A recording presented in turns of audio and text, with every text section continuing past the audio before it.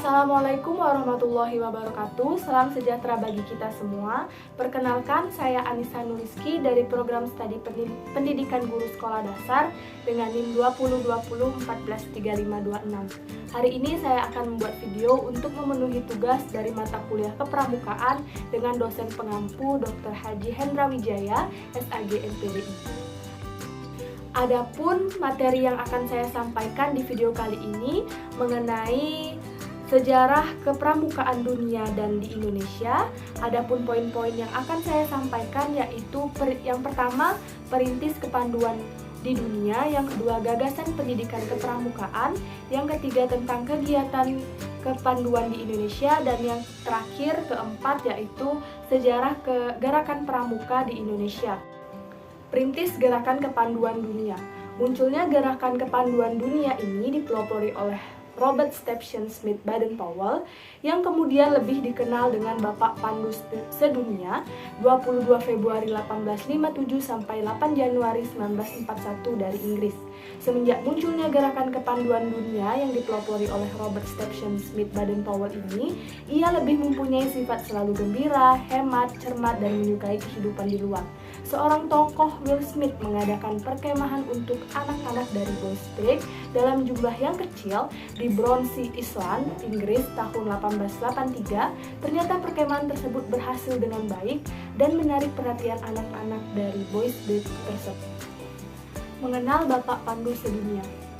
Ia lahir dengan nama Robert Stephen Smith Baden-Powell di Paddington, London, Inggris pada tanggal 22 Februari 1957. Baden-Powell merupakan nama ayahnya, seorang profesor ilmu geometri di Universitas Oxford, sedangkan ibunya, Henriette Smith, adalah istri ketiga dari ayahnya. Nah, selepas ia bersekolah di Ross High School, Tunbridge Wells, Stephen dianugerahi beasiswa untuk sekolah di Charterhouse. Perkenalan pertamanya pada kecakapan kepanduan, yakni kecakapan memburu dan memasak hewan dan menghinari guru di hutan yang berdekatan, yang juga merupakan kawasan terlarang. Mengapa sih Robert Baden-Powell ditetapkan sebagai Bapak Pandu Dunia? Karena pengalamannya yang mendasari pembinaan remaja di Inggris bernama Boy Scout. Dari pengalaman inilah yang kemudian berkembang menjadi gerakan pramuka. Awal 1908, Baden-Powell menuliskan pengalamannya untuk acara latihan kepramukaan. Kumpulan cerita tersebut menjadi sebuah buku yang berjudul Scouting for Boys. Buku tersebut cepat tersebar di Inggris dan negara-negara lain yang kemudian mendirikan organisasi kepramukaan yang semulanya hanya laki-laki. Kemudian adiknya, Agnes Powell, mendirikan organisasi kepramukaan untuk wanita dengan nama Girls Scout yang diteruskan oleh istri Baden-Powell, Grace Scout, berganti nama menjadi Grace Scout.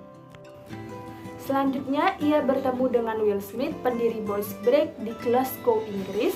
Pada tahun 1904, Will Smith memintanya untuk menulis ulang Guides to Scouting agar bisa relevan dibaca untuk pelatihan kepanduan sipil di Inggris. Pada musim panas tahun 1907, Robert mempraktekannya gagasan kepanduan dengan melatih 22 anak laki-laki berusia 10-17 tahun dari Boys Brigade selama seminggu di Pulau Bronsey, lepas pantai Dorset. Materi pelatihannya mencakup berkemah, memasak, melacak, menyanyi, dan mendongeng. Poin yang kedua merupakan gagasan kependidikan kepramukaan. Gagasan merupakan suatu ide yang merujuk pada gambaran perwakilan mental suatu objek. Nah, pendidikan kepramukaan sesuai dengan gagasan penciptanya, yaitu Lord Baden-Powell, yang mula-mula dituangkannya di dalam buku Scouting for Boys, pada dasarnya ditunjukkan kepada pembinaan anak-anak dan pemuda, bukan untuk orang dewasa.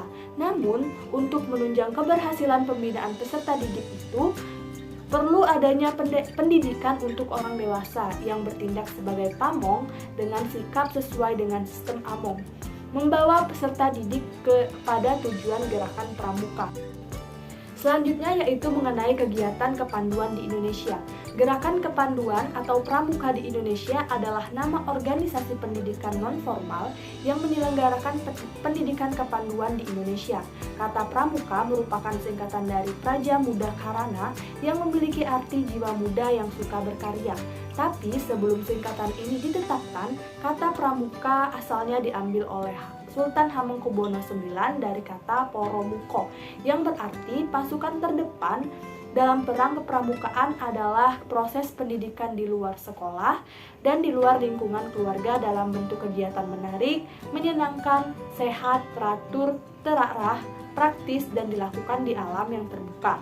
Dengan prinsip dasar kepramukaan, metode kepramukaan yang sasaran akhirannya pembentukan watak, akhlak, dan budi pekerti luhur. Kepramukaan adalah sistem pendidikan dan kepanduan yang disesuaikan dengan keadaan, kepentingan, dan perkembangan masyarakat serta bangsa Indonesia tersebut. Kemudian, sejarah kepramukaan Indonesia. Gerakan Pramuka atau Kepanduan di Indonesia telah dimulai sejak tahun 1923 yang ditandai dengan didirikannya National Panfindered Organisasi atau NPO di Bandung. Sedangkan pada tahun yang sama di Jakarta juga didirikan Jong Indonesian Panfinderij Organisatie atau JIPO. Kedua organisasi ini menjadi cikal bakal kepanduan di Indonesia, meleburkan diri menjadi satu bernama Indonesia National Panfindered Organisasi atau NIPO di Bandung tanggal 1926. Pada tanggal 26 Oktober 2010, Dewan Perwakilan Rakyat mengesahkan Undang-Undang Nomor 12 Tahun 2010 tentang Gerakan Kepramukaan. Berdasarkan undang-undang ini, maka pramuka bukan lagi satu-satunya organisasi yang boleh menyelenggarakan pendidikan kepramukaan, namun organisasi profesi juga diperbolehkan untuk menyelenggarakan kegiatan pramuka tersebut. Sekian video penjelasan saya hari ini mengenai sejarah kepramukaan dunia dan di Indonesia. Semoga video ini bisa menambah wawasan kalian dan bisa bermanfaat. Sekian dari saya, terima kasih. Wassalamualaikum warahmatullahi wabarakatuh. Salam Pramuka.